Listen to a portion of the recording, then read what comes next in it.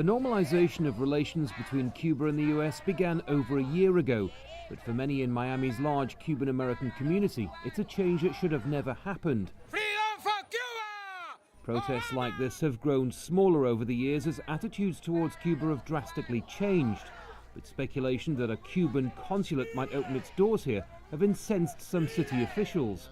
Miami's Mayor Tomas Ragaldo says the move will inflame passions and create security risks. I think it will be a tragedy.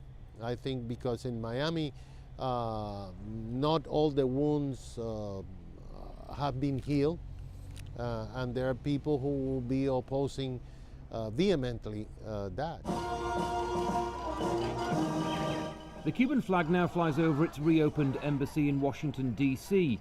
The next logical step would be to open a consulate in Florida, home to more than 1 million Cuban Americans. Not every official in Miami is against plans to open a consulate in the city, but amongst the exiled community there would be resistance. But here in Tampa, a city with a sizable Cuban American population, there is more of a desire to embrace change. The perfect draw on a cigar is between 40 and 50. Businessman Yanko Macida came to the US as a teenager and says he'd welcome all the benefits a Cuban consulate would bring. Who's going to be affected in a positive way?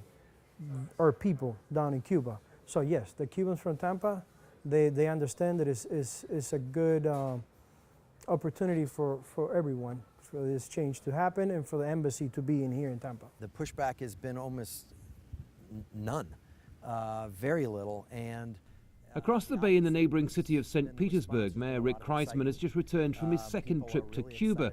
And like his counterpart in Miami, he's actively encouraging the idea of a Cuban consulate here. And we share a lot in common with Havana in particular, but with the country.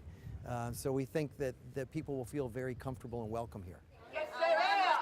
It took more than half a century for Cuba and the US to restore diplomatic ties, but strong feelings remain. It's not known when or where the consulate will open, but it seems there are plenty of options beyond Miami.